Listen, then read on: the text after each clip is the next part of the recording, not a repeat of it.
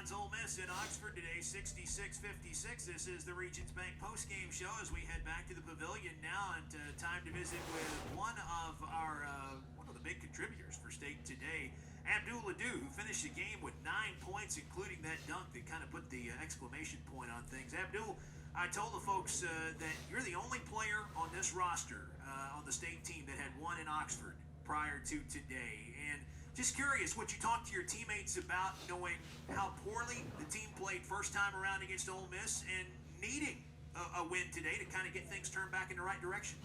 Yes, sir. We've talked about it on several occasions after the game. Because I felt like their first loss against Ole Miss kind of led to us that down stretch where we kind of just went on like a losing streak. We just couldn't figure things out. So, we had a couple of meetings. We talked to each other. Before the game today, we sat down and we talked about it. And I kind of let them know, like, hey, every game matters, but this game right here is the most important game of the year. No matter what, every time we play Ole Miss, it's a pride thing. It's for me. From the day I stepped foot on campus, it's been hey, it's a prideful thing. It's who runs the state, and we want to come out there and kind of leave our stamp right there that hey, we the best team in the state. So you got to give them credit though also, because they play hard. They are a good team. They just beat Tennessee. So this is a great win for us. This like, I can't really explain it to you, but this was personal. So I'm excited for the team, and I can't tell you how much I'm proud of these guys. I'm curious about what the game plan was today with regard to the importance of winning the battle in the paint. Last time these two teams played, Ole Miss outscored State in the paint, out-rebounded a State team that had been really good on the glass coming into that game. Today it looked like there was a concerted effort to get the ball into the paint early, and I think 2 of the first 3 field goals team made were dunks. How much did you guys talk about that coming into this one? Like I said, it goes back to pride. We got punked the first game. There is no question. We got punked the first game, and we decided, hey, it's not like they are way better than us. It's not like they're not some NBA team. So we feel like we have the same talent as they do, probably better players also. We just decided to come out here and give full effort from the jump, which was something we didn't have last game. We didn't have no effort. We didn't have no intensity. We was just out there, we didn't have an idea what we were doing. But today, coming in, everybody knew what the deal was. You got to come out there, play hard, want to win. We need to win. That was like the emphasis of today. We need to win. We have to have pride. It's not going to be easy, which we found out. There was a couple of stretches where some calls didn't go our way, but we just got to keep playing. So we did that. Abdul, thank you. I'll let these other guys ask you some questions, okay? Yes, sir. Thank you. We'll start the media portion with Garrick, and then we'll go to John Sokoloff. Garrick, go ahead. Hey, Abdul. Obviously, in regards to Schuler, what was the game plan to kind of shut him down last time in Starkville? He goes off for 22 points, but he only makes 1 basket on 15 shots. So what was kind of the game plan to limit him today? Just help, DJ still was the guards. The guards did a great job on him, DJ Stewart had the responsibility of guarding him today. Like I said, the first time we played them, we just didn't have the intensity. We didn't have that want to win in us, So today we came out there, and you could just see guys moving, helping each other, picking each other up the whole time. But the whole emphasis was everybody has to take care of business, but at the same time, we got to do it as a team, and everybody has to help. DJ did a phenomenal job on them. The team also helped, so he couldn't hit shots. You could say there's one of those days, but at the same time, you got to give us credit on the effort, on the defensive effort that we had on them. So. And obviously, when you guys have played your best this season, it seems to have come from the defensive end, or started there, I should say. How much of a factor is the defense going to be going forward, and is that really where it starts to kind of get back and turn things around? Yes, sir. We pride ourselves as a defensive team. Our coach is a defensive coach.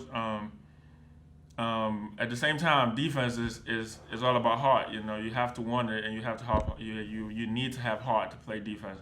And I feel like that's when we play our best basketball. Is when we play defense, we get stops, we run in transition, everything opens up for everybody. So yeah, as from the last four games we have is all based on just being able to help each other on defense. It's defense, defense, defense, because when you get a stop, you can run in transition and get you easy baskets. So it's all about defense for us. So. Abdul, you mentioned how personal this game is for you. Can you kind of dive into that a little bit? What makes it so personal? Is it like the rivalry? Is it how they beat you guys in Starkville a month ago? What exactly is it?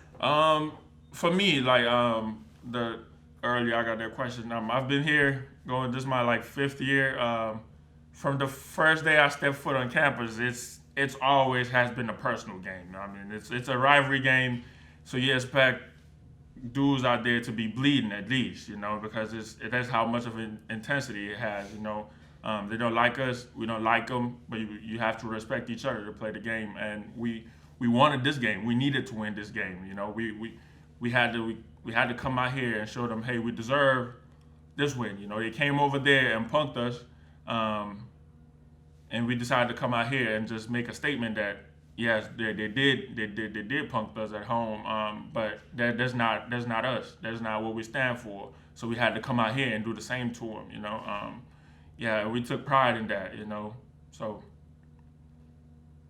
We'll go to Paul Jones. Paul, go ahead. Another difference today was how you guys handled their 2-3 zone. What was different, you think, on the offensive side for y'all compared to that first game? We worked on it in practice. That was all we worked on. Breaking how to break out the offense, of how to get everybody else open. Being able to screen the zone and get the open man open. Try to look inside. The guards did a phenomenal job looking for the bigs inside. Which helped a lot because it opened up the whole floor. We handled pressure. They tried to red like they did to us back in Starkville, which didn't work because our guards took care of the ball and handled the press really well. So I feel like the last 3 practices we walked on zone the whole, half practice, half zone, half man, which helped a lot today. You can see that we took care of the ball, we handled pressure. So. Thanks, Abdul. We'll go ahead and get Iverson in there. Thank you.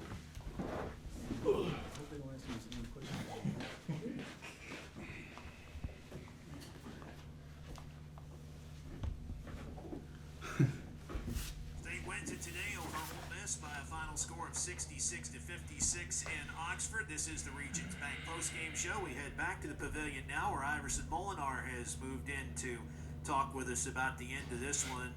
Iverson, given the stretch that the team had been in, losing 7 of 10 coming in, just how important was it to get a win, let alone one against the team's arch rival? It was really important because we needed it. And, it kind of shows that if we play, like Abdul said, we play hard, we play our game, and, we just go out there to compete and actually play harder than the last game. We can see how capable we are in winning tough games. Yeah, I look at the defense today, and it feels like maybe even though you guys played well on the offensive end, that might be the bigger story, because Devontae Shuler was averaging over 16 a game. He was averaging over 20 a game in that 4-game win streak the Rebels had coming into this one. What was the plan to make life tough for him in terms of what he wasn't able to do offensively today? Just helping on defense, being in the gaps whenever anybody was beyond the first drive. So I feel like DJ, all the guards did a pretty good job on them, and we kind of the plan was kind of like coming out here, and this was a personal game, so we can't fire it up, and we knew that we needed to stop him, and DJ made sure he did a pretty good job on it.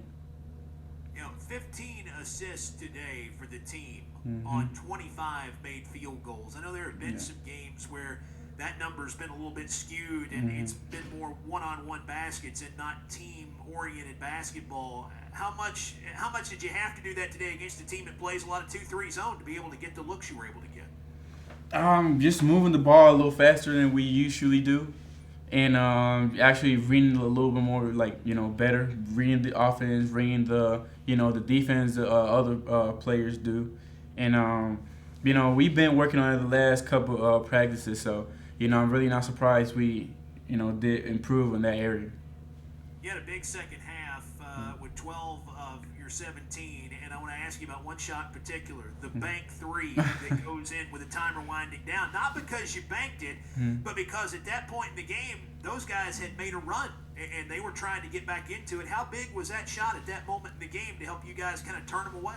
I guess it was, we gained momentum from after I made the shot, and that kind of increased our confidence in the game, and we actually thought, like, man, if we keep playing like this, we can be pretty good. So, we made sure that, we communicated with the other players, like with our teammates, and, just trying to motivate them and trying to motivate, the first years, the freshmen. And, that's all about. I feel like, basketball is a game of momentum, and, we gained that momentum there, and then we kept it going. Iverson, thank you. Appreciate the time. All right, we got time for a couple more questions for Iverson. We'll go to Garrick and John, and then we'll get Coach Allen in here. Hey, Iverson, after the Vanderbilt game, you said that you envisioned looking at the game with your teammates and maybe having some honest conversations and not sugarcoat anything, kind of what you were seeing on the floor. Did that maybe kind of bring the team together and kind of reset the mindset entering this week? And then, of course, the postponement for the Auburn game, were you guys able to just get back on the right track? And, I mean, because you guys look like a completely different team night and day from last week to tonight. Yeah, the coaches did a pretty good job of, making us keep pushing. And I feel like we ourselves did a pretty good job on that too, where, we actually kind of never gave up, and, we kept the same energy. And, it's kind of like it's not a good situation to be in, like, losing, like having a losing streak. So, we took that, I won't say anger, but that fire inside of us to, like, keep improving, keep improving in the areas we, made mistake in the last game. And I feel like, yeah, we did a pretty good job on that. Last question to John for Iverson. Hey, Iverson, you mentioned it, Abdul mentioned it, how personal this game kind of is. Can you kind of go into what makes it so personal for you? I go to Mississippi State, and they're Ole Miss. So, last year it was, a little tricky because I really didn't understand it, But this year, I kind of understand it more. It's a rivalry game. Everybody been in rivalry games in high school. I've been in high school rivalry games, so I know how personal, Mississippi State and Ole Miss take this game. So, that's really it. Like, I just know how personal people take in any sport from our school.